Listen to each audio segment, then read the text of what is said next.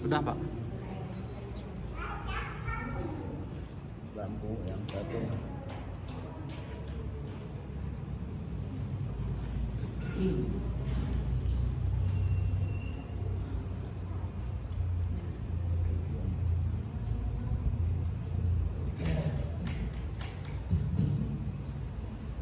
Assalamualaikum warahmatullahi wabarakatuh.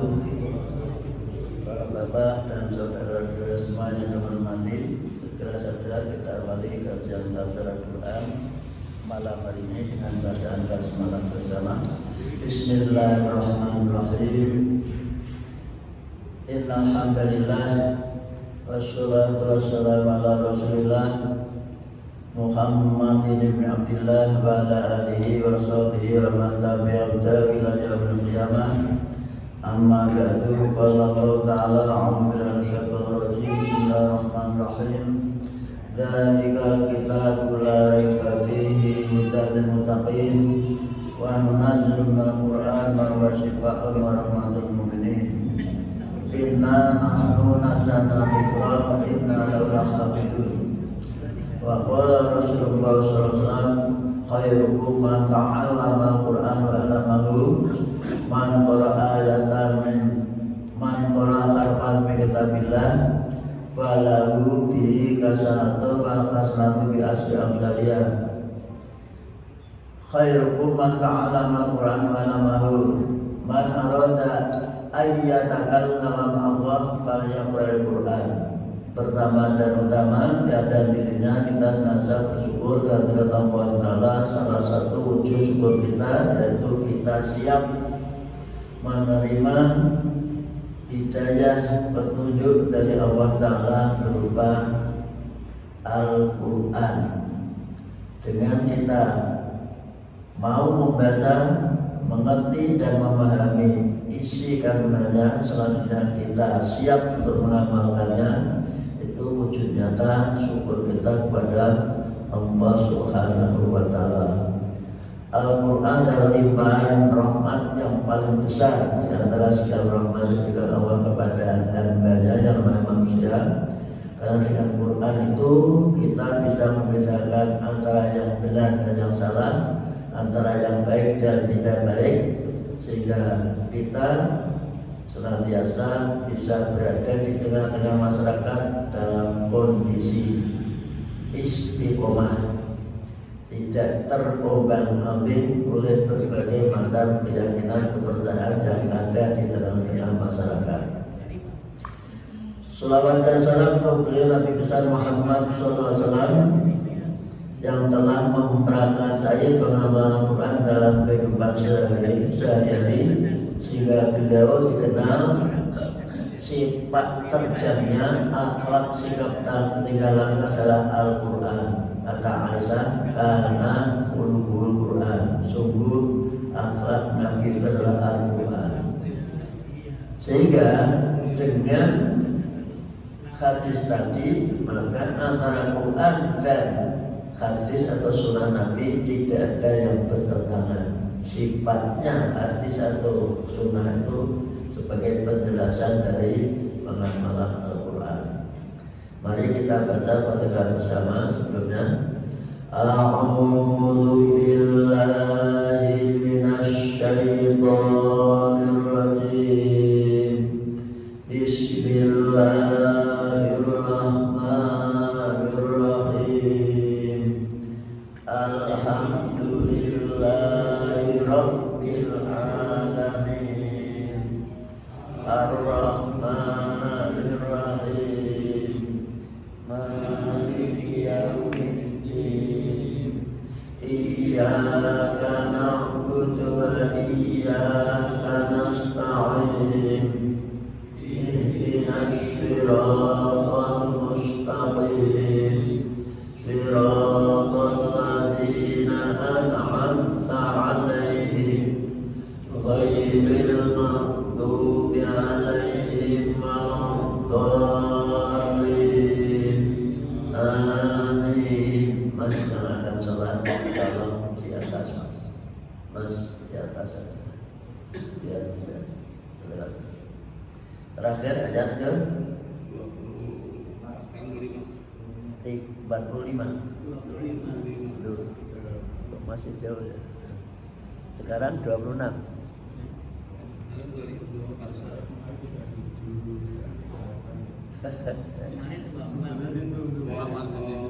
Nah, 37 sekarang 38. Nah, itu waktu pantas.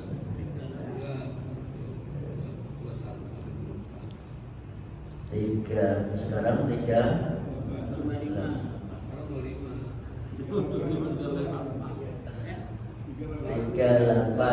Am yakuluna. Betul? Am yakuluna aftarah. Ya. Ayat 38. Surahnya Yunus. Surat ke-10. Sabar, pas pakai tuanya betul sabar. Am yaquluna iftarah qul fa'tu bi suratin mislihi wad'u man istata'tum min dunillahi in kuntum shadiqin. Am yaquluna iftarah qul fa'tu bi suratin mislihi wad'u man istata'tum min dunillahi in kuntum shadiqin. Ulang lagi, maka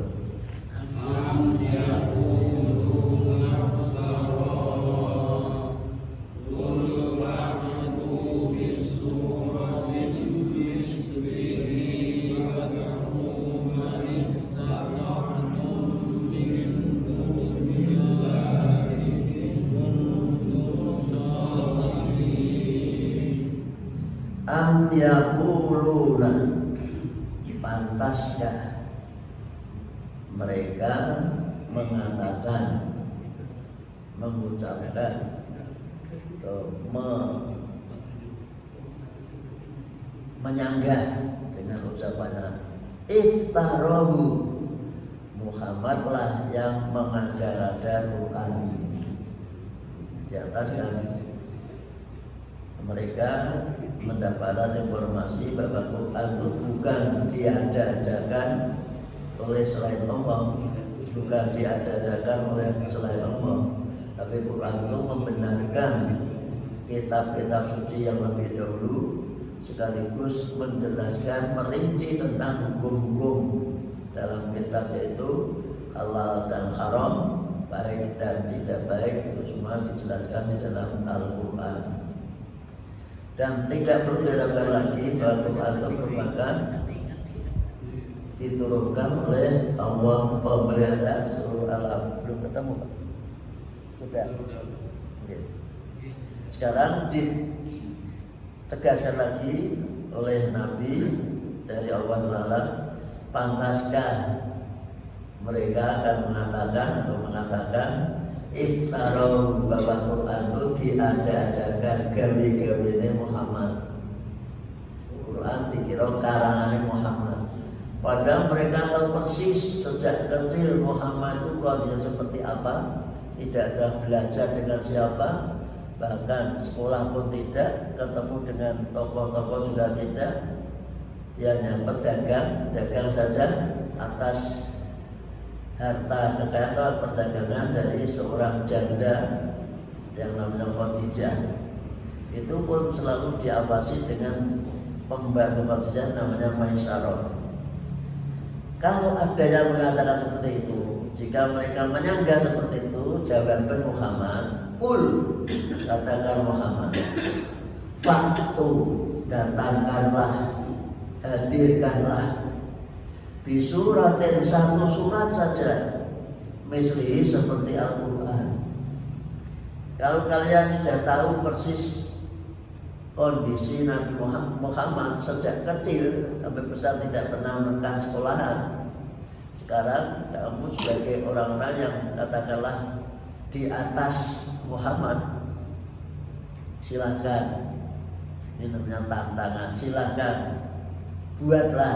Fa'tu itu bisa diartikan buatlah satu surat saja, baik pendek maupun panjang, misli seperti Al-Quran ini. Kalau kurang yakin terhadap kemampuan sendiri, wad'u, dan panggillah. Undangan. Dakwah itu berarti mengundang, memanggil. Man, siapa saja istata'tum yang kamu anggap mampu min dunillahi selain Allah. Siapapun yang kamu anggap mampu untuk membuat surat Al-Quran, satu ayat dari Quran, silahkan. Di dalam surat Al-Baqarah adalah fa'ilam taf'alu walam taf'alu fatakun narolati wabuat Tuhan. Kalau kalian tidak mampu, bahkan sampai kapanpun kalian tidak mampu, itu di dalam surat Al-Baqarah dinyatakan seperti itu. Maka ini diulang lagi, panggilan, undangan siapa yang kamu anggap mampu selain Allah. Untuk jika memang kalian benar-benar shodiqin, benar sanggahamu, benar ucapamu, benar pendapatmu, kamu menganggap ini buatan Muhammad, tidak usah banyak alasan, silakan kamu buat saja. Kalau karena Muhammad itu sebagai orang yang tidak pernah sekolah dan bahkan buta huruf, maka kalian yang mampu bahkan setiap tahun menyelenggarakan lomba syair pantun bahasa Arab yang terbaik dicentalkan di Ka'bah yang mendapatkan nilai terbaik. Maka sekali lagi orang Arab itu paling pandai membuat syair, buat pantun. Ada 13 jenis pantun yang disebut namanya bahar. Ada bahar roja, bahasa basit, bahasa Arab itu namanya bahar. Sehingga banyak cerita-cerita di dalam kehidupan Nabi itu diceritakan dalam bentuk nadom atau syair. Seperti ya Rabbi sholli ala Muhammad, ya Rabbi sholli alaihi wasallam, itu nadom. Nah, kadang-kadang kita itu bentuk prosa atau bahasa Arabnya nasar dinyanyikan, dinadomkan yang menjadi lagu. Itu seperti sholawatan yang kita dengar itu, sholawat yang sebenarnya tidak perlu dinadomkan tapi dinadomkan. Allahumma sholli wa sallim, padahal itu tidak nadom. Nadom seperti Allahumma sholli ala Muhammad, ya Rabbi sholli alaihi wa sallim, nadom. Ya Rabbi sholli ala Muhammad, nadom. Namanya nadom syair, bahasa Arabnya syair atau nadom. Nah, bahasa Indonesia syair itu ya syair, orang Indonesia mana syair. Nah, syair itu orangnya, bahasa Arabnya. Jadi harus dipakai. Maka ada yang mencoba, namanya Muslim Al-Qasim mencoba jadi membuat surat fil. Al-fil mal-fil, al-fil lahu khayalan darabun tawil, lahu furtum. Gajah, maka gajah itu hewan yang punya lalin dan punya buntut panjang. Dan tidak ada nilainya apa-apa. Maunya diplak kepada surat alam taro kaifa fa'ala rabbuka bi ashabil fil. Ini contoh ternyata tidak punya nilai sama sekali. Selanjutnya ayat 39, bal kadzabu bima lam yuhitu bi ilmi walamma ya'tihim ta'wilu kadzalika kadzdzabal ladzina min qablihim fanzur kaifa kana 'aqibatul zalimin. Bal kadzabu bima lam yuhitu bi ilmi walamma ya'tihim ta'wilu kadzalika kadzdzabal ladzina min qablihim fanzur kaifa kana 'aqibatul zalimin.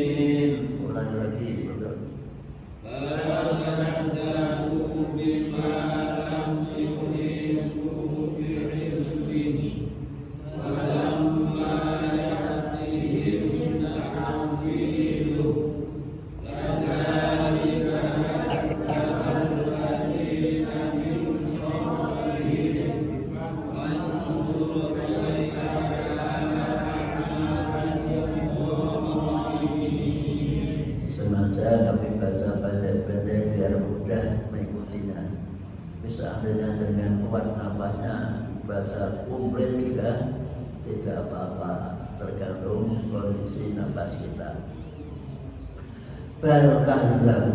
Bahkan mereka itu mendustakan, tidak percaya bimalam itu dengan apa yang mereka tidak punya kemampuan apa-apa, tanpa ilmu, menolak mendustakan Al-Quran tanpa dasar ilmu.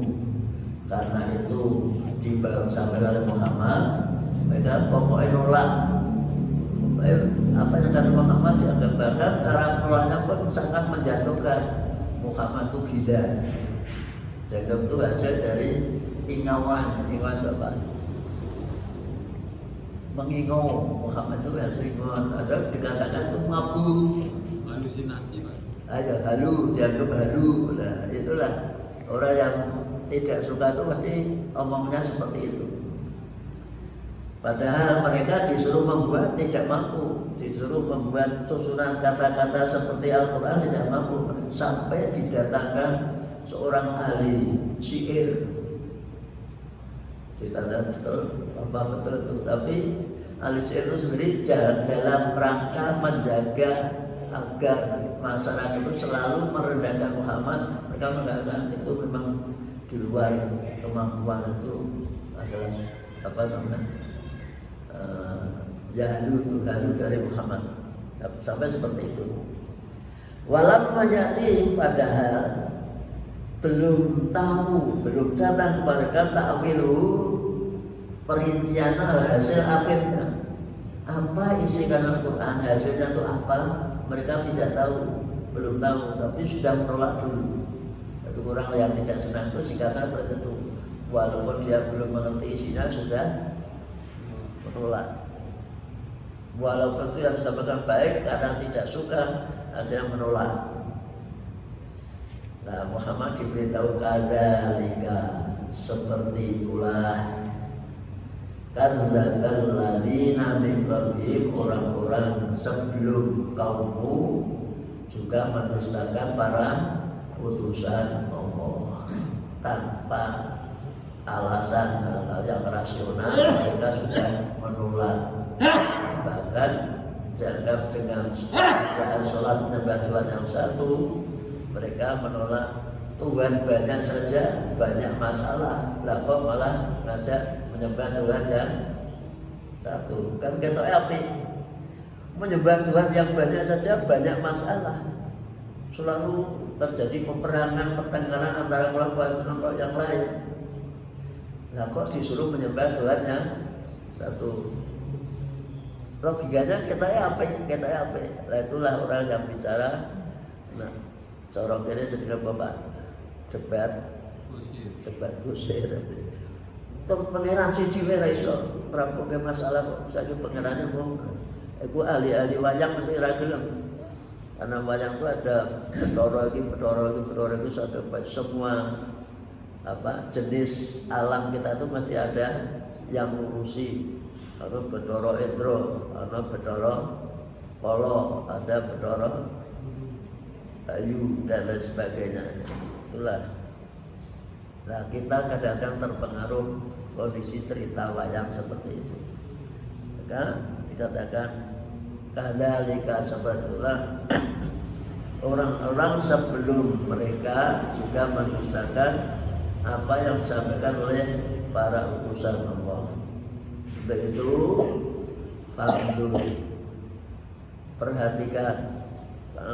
perhatikan kaifa kana, bagaimana keadaan akibatul zalimin, keadaan akhir atau akibat itu keadaan akhir dari orang-orang yang zalim. Orang yang zalim yaitu menolak kebenaran, menolak ajakan para nabi, yang nabi itu membawa wahyu dari Allah yang pasti benarnya, tapi ditolak. Itu namanya dikatakan zalim.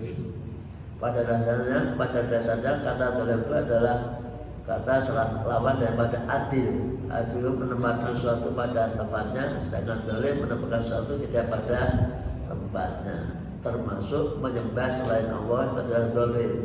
Inna syirka la dzulmun adzim. Syirik itu adalah zalim yang paling besar adalah zalim. Orang yang tidak berbuat apa-apa, tidak punya peran apa-apa terhadap kehidupan manusia, tapi malah disembah, itu namanya dolim. Wa minhum man yu'minu bihi wa minhum man la yu'minu bihi. Yang pertama berarti juga boleh. Wa minhum man yu'minu bihi wa minhum man la yu'minu bihi. Boleh. Kita sepakati dulu, dibaca terus apa berhenti? Berhenti. Iramanya agak bagus. Baca tadi ada iramanya agak baik. Oh, iramanya agak baik, nak tak baca. Ada yang minta berhenti, ada yang minta mengikuti yang berhenti saja, Pak. Wa minhum may yu'minu bihi wa minhum man la yu'minu bihi wa rabbuka a'lamu bil mufsidin. Ini boleh berhenti, tapi nak maca dhewe lancar dibaca terus, tapi boleh berhenti. Monggo. Wa minhum may yu'minu bihi wa minhum man la yu'minu bihi wa rabbuka a'lamu bil mufsidin. Ulangi lagi. Wa minhum may yu'minu bihi wa minhum man la yu'minu bihi wa rabbuka a'lamu bil mufsidin. Wa minhum, dan sebagian mereka kaummu, orang-orang musyrik, orang-orang kafir, sebagian. Min seperti ini diartikan min litab'id, dikatakan sebagian. Itu ada min yang tidak dari, minal madrasati ilal baiti, dari madrasah ke rumah. Nah, itu namanya minnya tidak. Jadi banyak macam. Ada yang min bayan untuk menjelaskan. Wa minhum, sebagian kaummu, orang-orang musyrik, orang-orang kafir, man, ada orang, ada juga orang yu'minu yang percaya bi kepada Al-Quran. Ada sebagian yang percaya kepada Al-Quran. Di atas sekian, ternyata ada yang masuk Islam berarti percaya.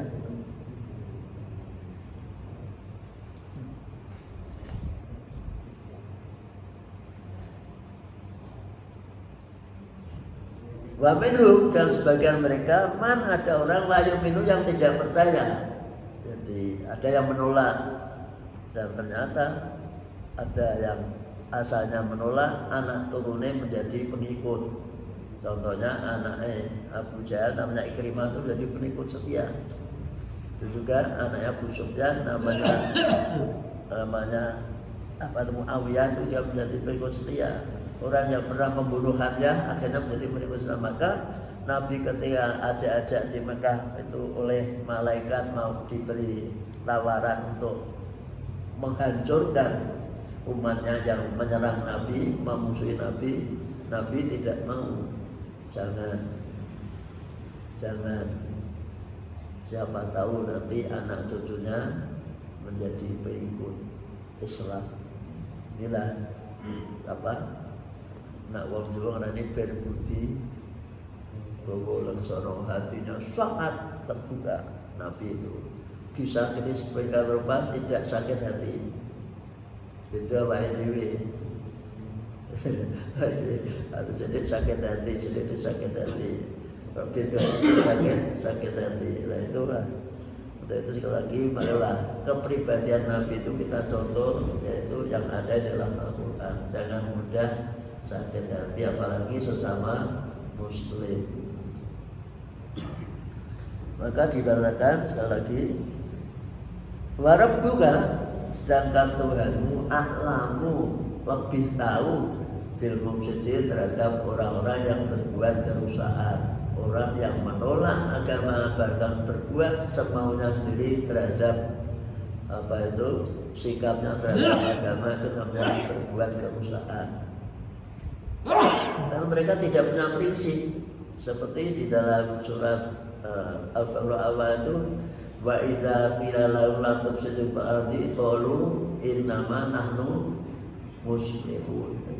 Buat jangan berkerusakan. Berkerusakan itu membuat informasi yang ora jelas, membuat hoak, mengadu domba satu dengan yang lain, atau menilai apa yang disampaikan agama Islam itu dianggap agama yang intoleran, agama yang radikal, ingin merubah tradisi nenek moyang dengan sikap menolak, itu namanya berbuat kerusakan. Tapi jawabnya innama nahnu muslimun, kami itu adalah selalu berbuat baik untuk membawa umat itu bisa umat itu tidak begitu saja percaya, tapi mereka selektif dengan akal sehatnya mereka bisa menerima atau tidak.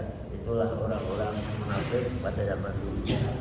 Nah, dengan kondisi seperti itu Muhammad pun tidak perlu pesimis atau panik, karena mengajak orang tidak semua mau. Kita tetap laksanakan tugas, hasilnya diserahkan kepada Allah Subhanahu wa Ta'ala. Karena yang punya hak prerogatif memberi hidayah itu Allah Subhanahu wa Ta'ala. Yang penting laksanakan tugas itu. Maka dikatakan warabbuka, dan Tuhanmu a'lamu, lebih tahu bil mufsidin, terhadap orang-orang yang senantiasa berbuat kerusakan di muka bumi ini. Selanjutnya kita bagaimana sikap kita. Inilah ayat yang menerangkan tentang toleransi. Wa in kadzabuka faqul li amali wa lakum amalukum antum dengan nanti ketemu bab dimasukkan dari depan. Antum bari'una mimma a'malu wa ana bari'um mimma ta'malun. Dengan rakwat insya Allah. Antum bari'una mimma a'mal. Boleh itu berarti tidak harus. Wa ana bari'um mimma ta'malun. Berarti apa terus?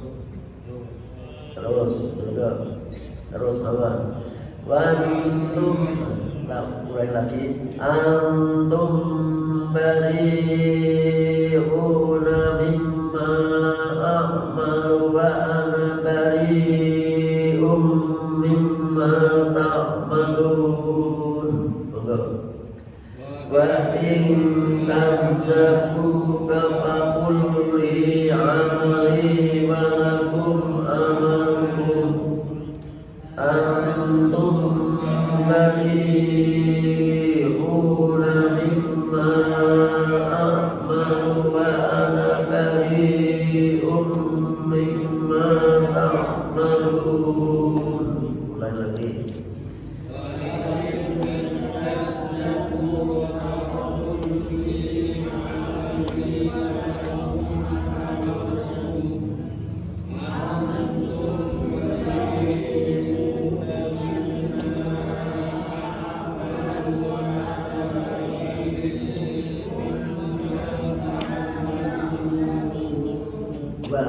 Kadzabuka Muhammad, ini pesan Allah kepada Nabi Muhammad ketika menghadapi reaksi atau sikap kaumnya terhadap Nabi. Ada yang percaya, ada yang tidak, ada yang mau menerima, ada yang tidak. Kalau ada yang mendustakanmu Muhammad, mereka tidak percaya bahwa kamu itu bukan utusan Allah, bahwa yang kamu sampaikan bukan Al-Quran, bukan wahyu dari Allah, maka katakan saja. Ini kan berarti Nabi Muhammad tidak pernah langsung mengajak perang dengan kerasnya, kemudian mengajak gelut dan tidak demikian. Ini juga sebagai reaksi terhadap kondisi pada waktu itu pengikutnya kan masih sedikit, sehingga Nabi selalu memakai strategi dengan selalu kiat-kiat ngalah. Ini termasuk operasional dari kata lakum dinukum waliyati. Wa ikadzabuka, jika mereka mendustakanmu, tidak percaya kepada ajaanmu, dakwahmu, maka pakul, katakanlah, ucapkan kepada mereka, li amali, dalam masalah perbuatanku, amalku, dakwahku, biarlah aku yang nanggung. Li untukku, amali amalku, perbuatanku juga untukku, risikonya juga saya tanggung sendiri. Walaku amalku, dan kamu kan silakan kamu berbuat, beramal semaumu, terserah, yang penting tidak saling mengganggu. Itulah bahasa kita yang dikenal dengan toleran. Toleran itu sikap membiarkan, memberi kesempatan kepada orang yang berbeda keyakinan untuk menjalankan keyakinan dan agama yang namanya toleran. Sekali lagi, Islam itu 14 abad yang lalu sudah mengajarkan tentang toleransi. Nah, ono wong ngarani wong Islam tidak toleran, itu namanya ngajari bebek untuk berenang. Bebek kok diajari berenang, wong Islam kok diajari toleran. Sebab anggap apa? Petunjuk aslinya itu supaya selalu toleran. Seperti itu.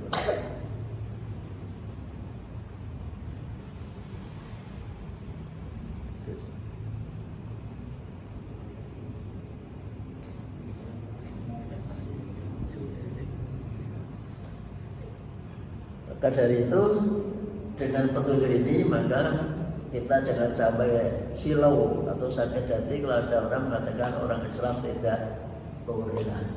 Tidak ada kamusnya, tidak ada ayatnya mengatakan Islam tidak toleran. Yaitu surat apa ini?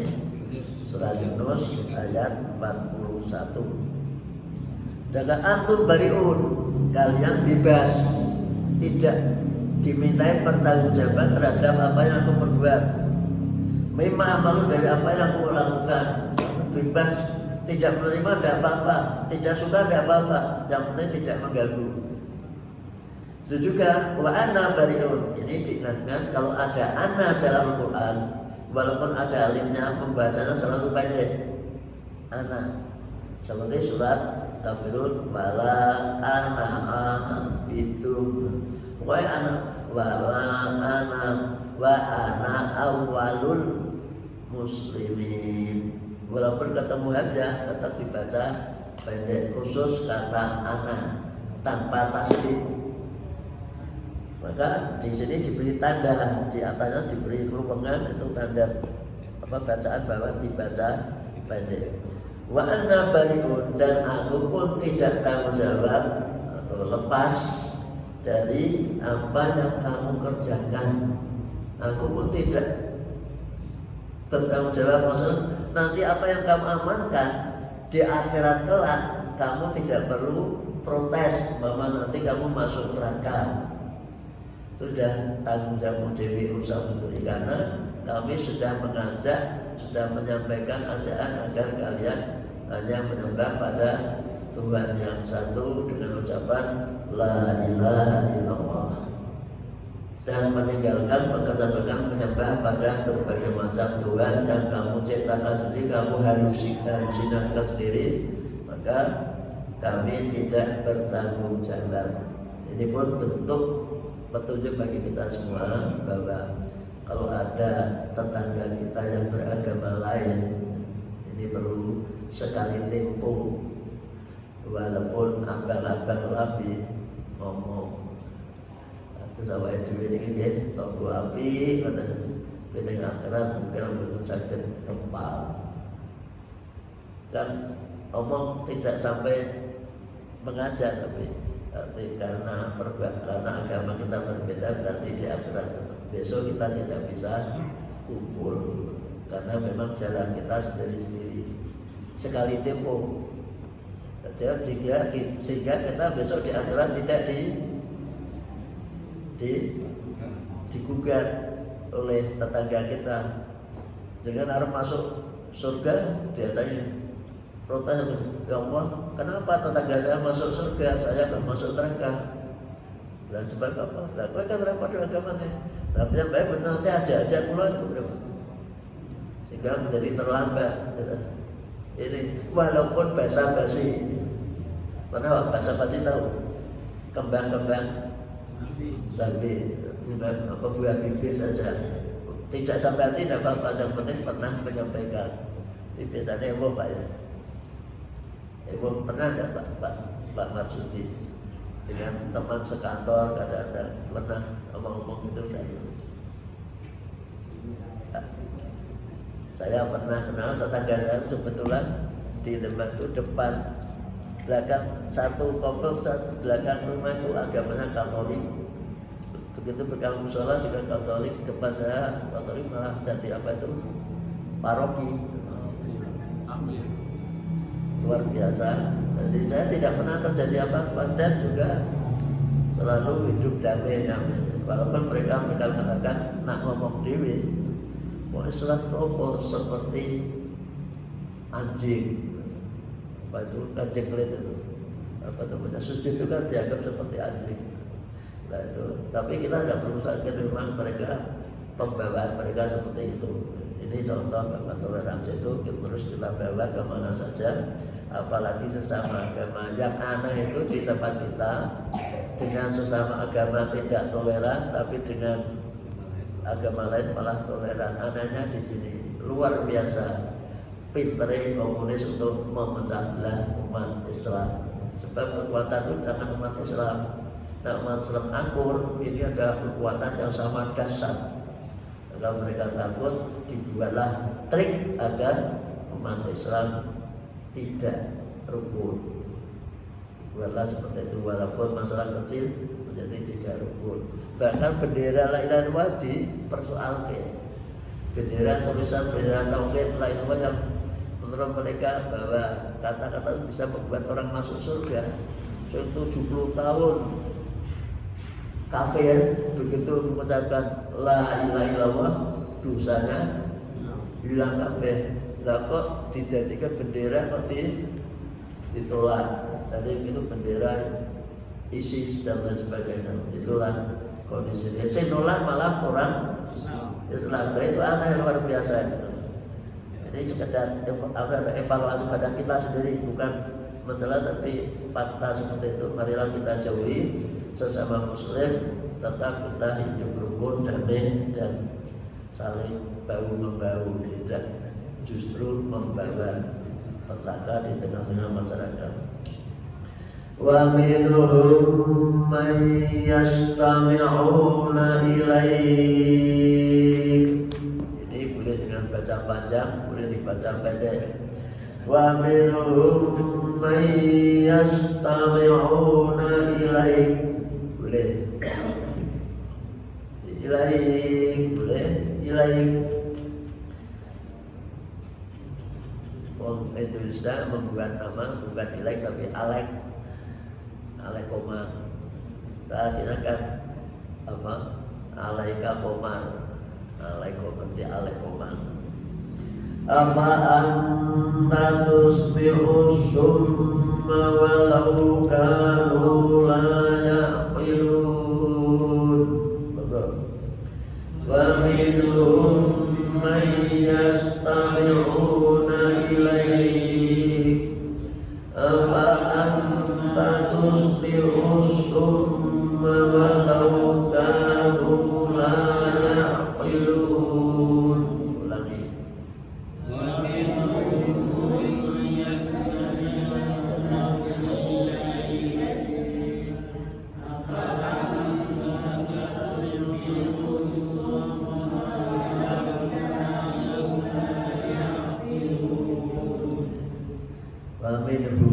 Dan sebagian mereka orang-orang Quraisy, orang-orang musyrik, orang-orang kafir, man ada juga orang yastami'una yang mendengarkan ilaika kepadamu yang mendengarkan bacaan Quran itu. Ini kemudian ada riwayat bahwa Abu Sufyan yang kafir cekek dan Abu Jahal kadang-kadang ngintip-ngintip mendengarkan bacaan yang dibaca Muhammad apa, sampai kadang-kadang tabrakan karena pada waktu dulu kan tidak ada lampu listrik, jadi mereka mengintip pada malam hari, mereka jadi akhirnya kita STB seperti luar kalau kepengen berumur, ternyata mereka kagum, tidak mungkin itu Muhammad marah, tidak mungkin.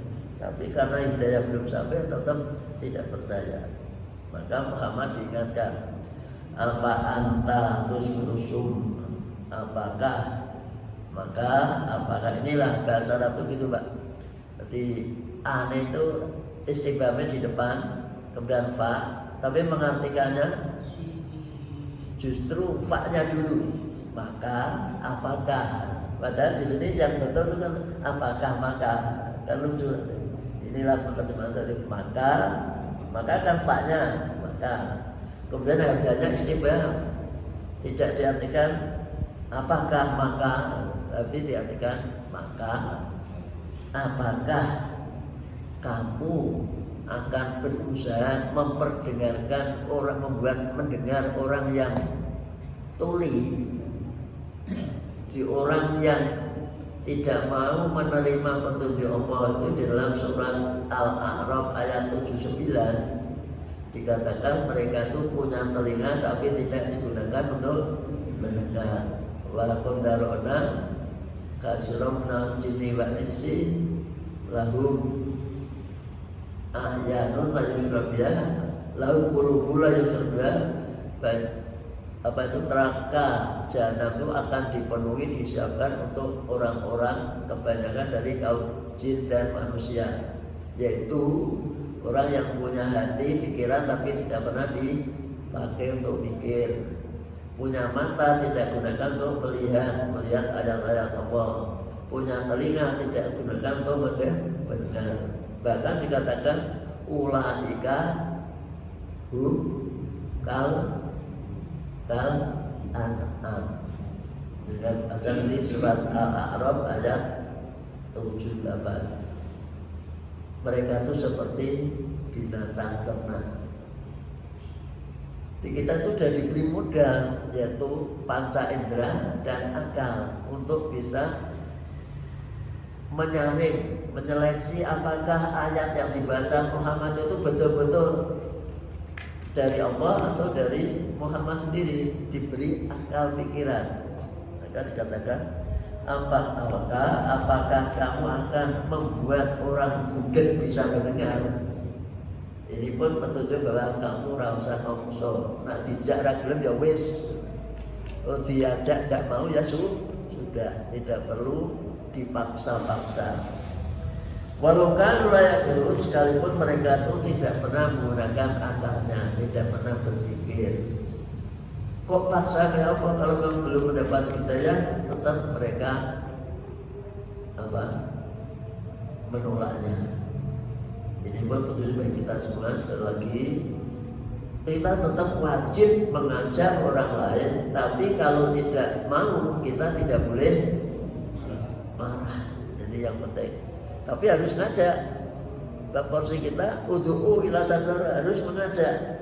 Jangan kita diam saja sampai dikatakan ya ayyuhal muzammil, ya ayyuhal muddasir, wahai nabi yang berselimut, bangkit, hidup dalam bangkit untuk menyebarkan paham keyakinan kita kepada tetangga kita, saudara kita yang tidak seiman. Terima kasih, semoga ada manfaatnya. Kita akhiri bersama dengan baca alhamdulillah. Alhamdulillahirabbil alamin. Wassalamualaikum warahmatullahi wabarakatuh.